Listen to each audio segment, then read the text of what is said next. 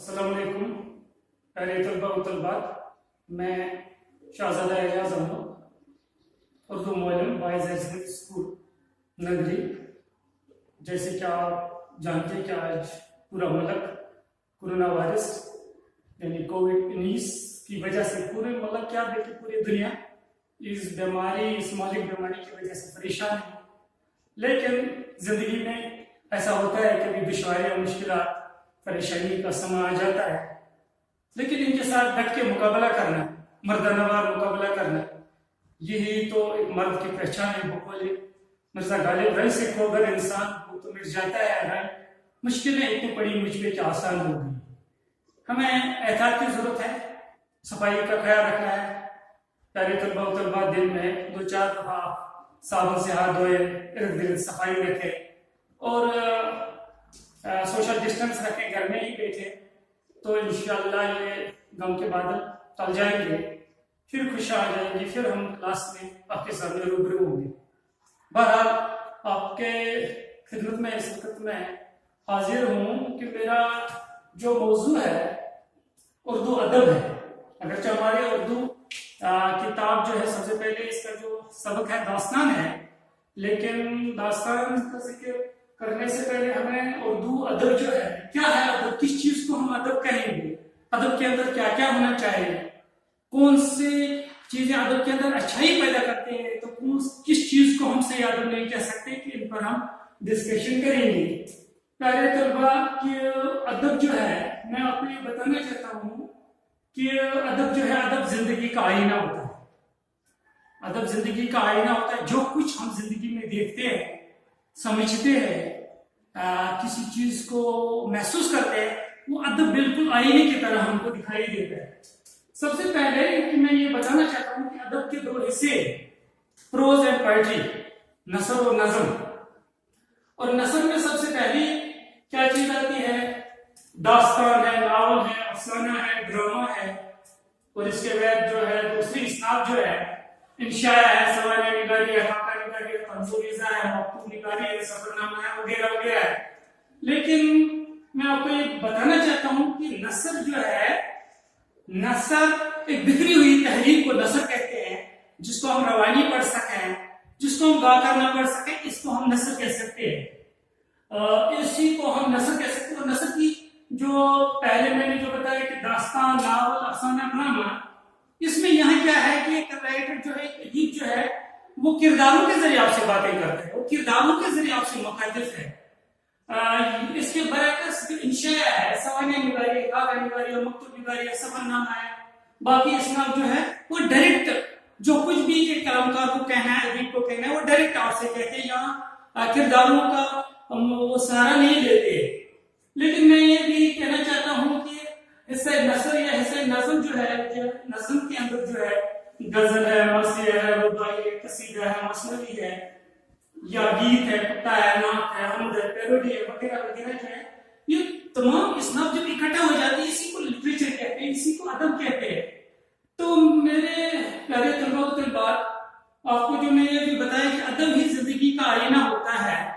ادب جو ہے، سمجھ لو کسی قوم، کسی معاشرے یا کسی قوم کی اس کی ثقافت، اس کی تہذیب، اس کے کلچر کو سمجھنے کے لیے ضروری ہے کہ ہم اس قوم کی زبان کے ادب کو گہرائی سے مطالعہ کریں، تبھی ہمیں اس قوم کی ثقافت، اس کی تہذیب، اس کے کلچر کے بارے میں پتہ چلتا ہے۔ ایک بہت یونانی فلاسفر تھا جس کا نام تھا افلاطون۔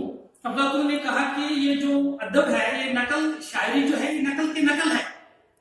وہ اس پر، لیکن آگے چل کر اسی کے شاگرد ارسطو، جس کو پولیٹیکل سائنس میں ارسطوٹل کہتے ہیں، اس نے کہا کہ نقل کرنا انسان کی جبلت میں شامل ہے، کیونکہ ایک بچہ جب بڑوں کا نقل کرتے ہیں کہ یہ کیسے چلتا ہے، یہ کیسا گاڑی چلاتا ہے، میں بھی چلاؤں، تو پھر وہ پرفیکٹ بننے کی کوشش کرتا ہے، وہ ایک اچھا شاعری بننے کی کوشش کرتا ہے، کیونکہ ارسطو نے کہا کہ شاعر جو استعارات، تشبیہات سے کام لیتا ہے، اس طریقے سے جو موضوع ہوتا ہے شاعر کو، اس ٹاپک کے اندر زیادہ خوبصورتی، نزاکت پیدا ہو جاتی ہے۔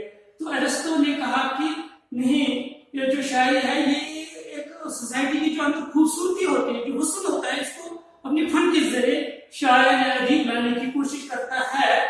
تو پیارے طلباء، کہ ادب جو ہے، جو میں نے شاعری کا ذکر کیا یا نظم کا. نظم ایسی تحریر کو کہتے ہیں جو ترتیب کے ساتھ ہو، جس کو ہم گا کر پڑھ سکیں، اس کو نظم کہہ سکتے ہیں. لیکن آپ کو میں یہ بھی بتانا چاہتا ہوں کہ ادب جو ہے، کہ ادب کیا ہے. مثال کے طور پر ادب کے بغیر زندگی کا میرے خیال میں کوئی مزہ ہی نہیں ہے. مثال کے طور پر اگر میں ایک مثال بتاؤں آپ کو کہ اگر آپ نے کوئی سیب کھایا، کوئی سنترا کھایا لیکن اس کا رنگ اچھا نہیں تھا، اس کا ذائقہ اچھا نہیں تھا، اس کے اندر مزہ نہیں، لیکن آپ نے پھر بھی کھایا. یہ مثال ہماری زندگی کی ہے. اگر ہم زندگی گزارتے ہیں ادب کے بغیر، ہم ادب کا مطالعہ نہیں کرتے ہیں، ادب کے ساتھ شغف نہیں ہے، لیکن زندگی پھر بھی بیت جائے. اس کے برعکس اگر ہم ادب کا گہرا مطالعہ کریں گے، ادب سے دلچسپی رکھیں گے، تو زندگی میں زیادہ ٹیسٹ آتا ہے، زندگی میں زیادہ لطف دار بن جاتی ہے، زندگی میں زیادہ مزہ آ جاتا ہے. یہ مثال ہے ادب کی. اور کیا ہے کہ ایک ادیب جو ہے یا شاعر جو ہوتا ہے وہ ایک انٹلیکچوئل پرسنالٹی ہوتی ہے. کیونکہ اگر مجھے تھوڑا لمحات مل جائے گھر میں کسی کہانی کو پڑھوں، کسی ناول کو پڑھوں، کسی ڈرامہ کو پڑھوں، کوئی مذہبی کتاب کا مطالعہ کروں، یا پیارے طلبہ و طالبات اگر وکیل کے پاس تھوڑا سا سمے گھر میں ہے، وہ کسی قانون کی کتاب کا مطالعہ کرتا ہے، یا ڈاکٹر کے پاس تھوڑا سمے ہو گھر میں، وہ کسی میڈیسن کی کتاب کا مطالعہ کرتے ہیں. لیکن ادیب کیا ہے؟ ادیب کی گہری نظر ہوتی ہے سماج پر، ملک پر، پوری دنیا پر. وہ چاہے سیاسی طور کیا ہوتا ہے، سماجی طور کیا ہوتا ہے، مذہبی طور کیا ہوتا ہے، اخلاقی طور کیا ہوتا ہے، وہ ادیب کیا کرتا ہے؟ وہ اسی میں سے کسی ایک چیز کو موضوع بنا کے اپنے خون میں بڑی خوبصورت طریقے سے اس کو پیش کرتا ہے. چاہے وہ اس کا فن ناول کا فن ہو، چاہے وہ افسانے کا فن جانتا ہو، چاہے وہ شاعر ہو، چاہے وہ غزل لکھنے والا ہو، نظمیں لکھنے والا ہو، پھر وہ شاعری کے ذریعے اس چیز کو بیان کرتے ہیں. تو یا ایک شاعر جو ہوتا ہے، تو یہ شاعر جو ہوتا ہے وہ یہ ادیب جو ہوتے ہیں انٹلیکچوئل پرسنالٹی ہوتی ہے. یا شاعر جو ہوتے ہیں، میں آپ کو یہ بتانا چاہتا ہوں کہ شاعر جب ہم تنہائی میں ہوتا ہے، وہ اپنے جذباتوں، اپنے خیالاتوں، اپنے احساساتوں سے جب کھیلنے کی کوشش کرتا ہے، تو بے ساختہ اس کے منہ سے جو خوبصورت الفاظ نکلتے ہیں تو وہی شاعر بن جاتے ہیں. وہ شاعری ہوتی ہے. گویا یہ شاعر جو ہوتا ہے، اس نے گہرائی کے ساتھ اپنے سوسائٹی کا، اپنے ارد گرد ماحول کا جو بڑا مطالعہ ہوتا ہے، یہ اس کو بڑے خوبصورت طریقے سے پیش کرتا ہے، ہم سے ڈیفینڈ ہوتا ہے. تو کہ میرے کہنے کا مطلب یہ ہے کہ ادب جو ہے، ادب سے ہماری زندگی میں ایک نئی رونق پیدا ہو جاتی ہے جب ہم ادب کا مطالعہ کریں گے، ادب سے شغف رکھیں گے.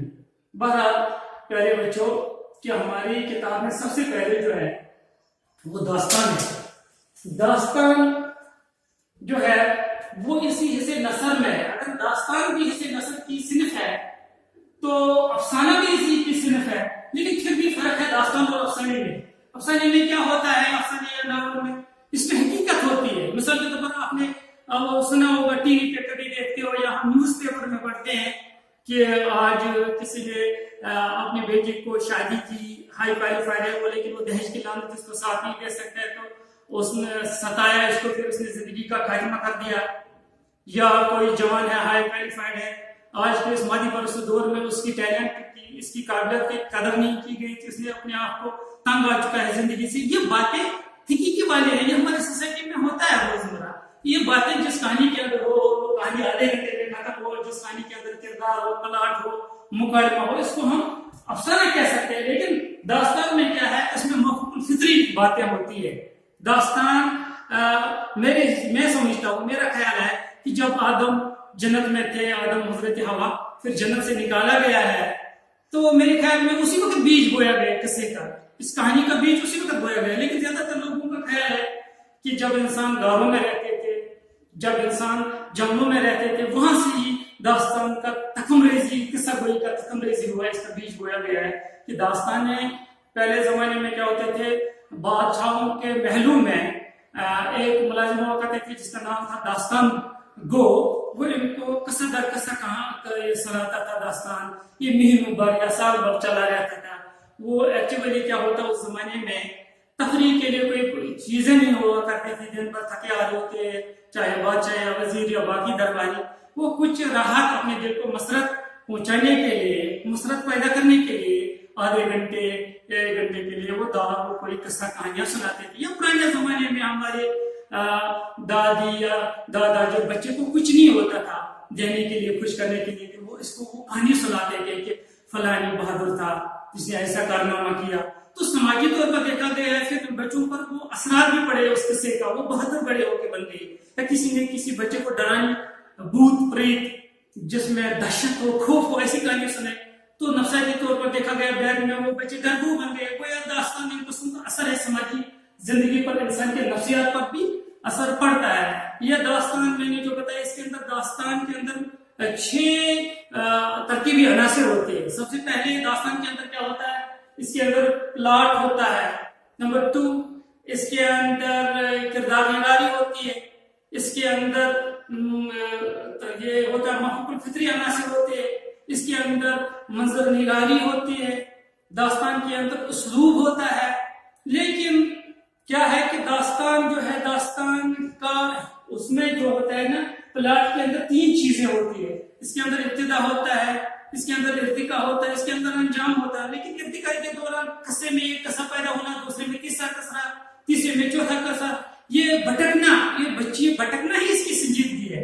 یہی اس کو داستان بناتے ہیں، بیچ میں جو یہ بھٹکتا ہے. تو ہمارے اردو ادب میں بہت ساری داستانیں لکھی گئی ہے.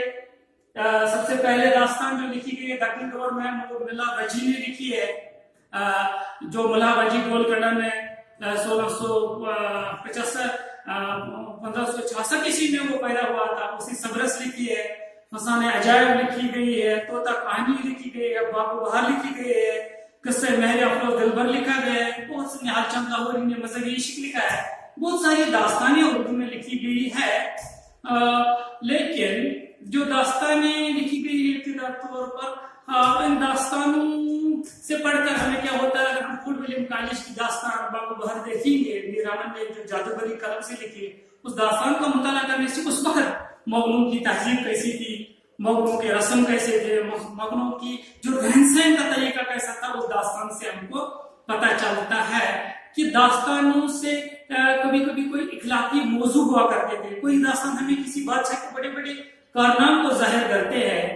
تو داستان جو ہے، داستانی اگر آج داستان ہمارے ادب میں نہیں لکھی جاتی ہے، تو اس داستان کی جگہ آج جو ہے ناول، داستان کی جگہ آج غزلیں لکھی جاتی ہیں، نظمیں لکھی جاتی ہیں. جس طرح ہمارے اردو شاعری کے اندر، نظم کے اندر یہ جو قصیدہ لکھا کرتے تھے، جس میں شاعر بادشاہوں کی تعریف کرتے تھے، یہ قصہ کو، یہ قصیدے کا دور ختم ہوا، اس کی جگہ غزل نے لیا ہے، نظم نے لی ہے. حالانکہ غزل کے بارے میں کہنا چاہتا ہوں کہ لوگ پرانے زمانے میں کہا کرتے تھے کہ غزل اردو شاعری کی وہ صنف ہے جس میں حسن عشق کی باتیں ہوں، پیار و محبت کی باتیں نہیں لگاتے، یہ ڈکشنری کا معنی ہے. لیکن آج کے دور میں جب ہم دیکھتے ہیں ہمارے غزل و شعرا، تو پھر ہم یہ کہنے پر مجبور ہو جاتے ہیں کہ غزل اردو شاعری کی وہ صنف ہے جس میں سیاسی، اقتصادی، معاشی، اخلاقی، مذہبی غرض زندگی کے تمام موضوعات کو بڑے خوبصورت طریقے سے پیش کیا جائے، اس کا نام غزل ہے.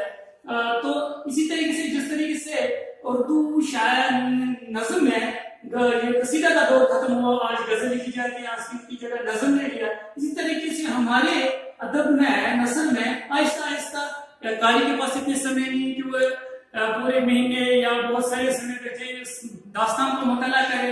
اب اس کی جگہ شارٹ سٹوری، افسانے ہی اس کی جگہ لیا ہے. آج داستانیں نہیں لکھی جاتی ہے، اس کی جگہ آج افسانہ ہے. لیکن بہرحال جب ہم کسی داستان کا مطالعہ کرتے ہیں، داستان اپنے دور کی، اپنے زمانے کی آئینہ داری کرتا ہے اور وہ ثقافت اور تہذیب کو پیش کرتے ہیں.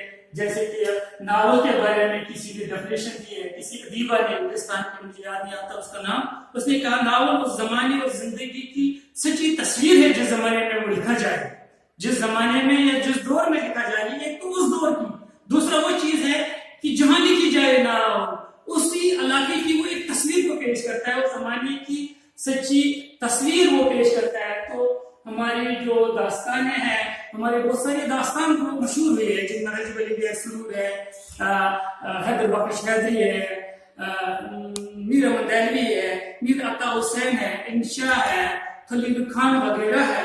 تو مشہور داستان وہ ہے. تو داستان جو ہے ابھی جو میں نے بتایا کہ اس کے اندر محقوق الفطری عناصر ہوتے ہیں. محقوق الفطری عناصر وہ کہتے ہیں جو حقیقی زندگی سے کافی دور ہو، جن کو حقیقی زندگی سے کوئی واسطہ ہی نہ ہو. مثال کے طور پر جن، دیو، پری، شہزادہ. مثال کے طور پر اگر آپ کو کہیں کہ فلاں آدمی نے کسی پانی میں نہایا، اس پانی میں یہ تاثیر تھا، وہ مرد ہو کے عورت میں تبدیل ہو گیا. یا آپ کو یہ بتائیں کہ فلاں آدمی نے کسی درخت کا میوہ کھایا، اس میوے میں یہ تاثیر تھا، وہ پھر انسان ہو کے جن بن گیا، ہواؤں میں اڑنے لگا، آسمان کی طرف اڑنے لگا. تو یہ ایسی باتیں جن کو ہم آج کے سائنسی دور میں اس کمپیوٹر ایج میں ہم وشواس نہیں کر سکتے ہیں.